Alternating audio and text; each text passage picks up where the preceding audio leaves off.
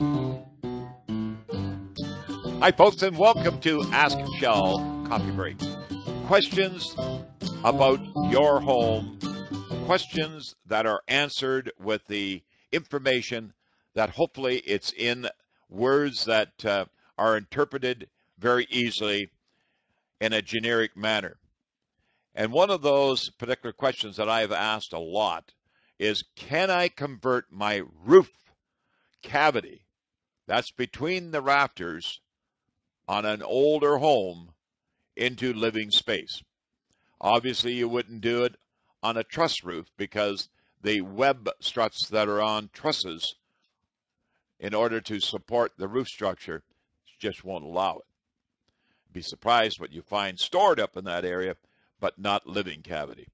So the older homes that have common rafters and collar ties that run across the top between your rafters at a headroom allowing you to walk around, not necessarily myself because I'm 6'5", but certainly people that are able to go up and be comfortable in a area that would be possibly 6 foot or to 7 feet, and they would like to take and convert that area into space that they can use. Maybe even put a bedroom or something like that up in that area. I really suggest, folks, before you get too involved in spending money to open up a roof cavity from your living cavity on the main floor or your upper floor by putting a set of stairs in or whatever, always check with the structure.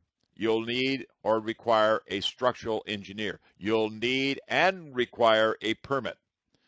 And you got to be very cautious here because permits for extra square footage may be against the zoning bylaw of the area that you live. So that's just a few heads up there. Be careful.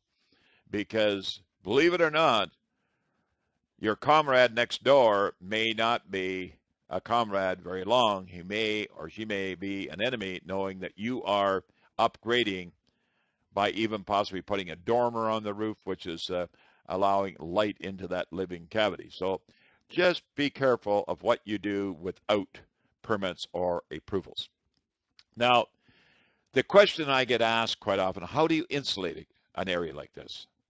The way to insulate it is using reflective foil insulation. You don't have to use bat insulation. You don't have to use foam insulation.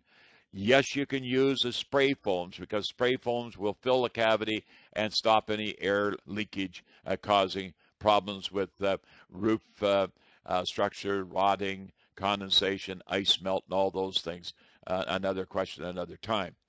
But reflective foil insulation, such items as Reflectex on the market, spells just exactly as it sounds, Reflectex, T-I-X in the end. And you put that on the underside of the rafters, and then you strap on top of that, forming an airspace, and then you put your finished product, be it drywall, be it paneling, be it hardboard, or whatever the case may be. I know you'll want to be using something that doesn't build up to any great thickness because you'll want the extra headroom or footprint of that room. But most important, reflective foil works just like a thermos bottle, meaning that it reflects the energy back to you and you get that comfort level. Also, it leaves an airspace back in behind, allowing the air to vent through the roof venting as well as the soffit venting.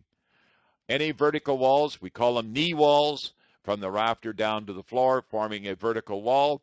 All of those are insulated, again, in the same way. And if there's any door going out into the roof cavity area, must be insulated door as well as weather stripped. All in all, the bottom line is you must make sure that it's properly done, proper coating, and also proper subflooring on top of your floor joist, which would be the upside of your ceiling joist because you're converting the ceiling joist into a floor joist. It's just that easy, folks.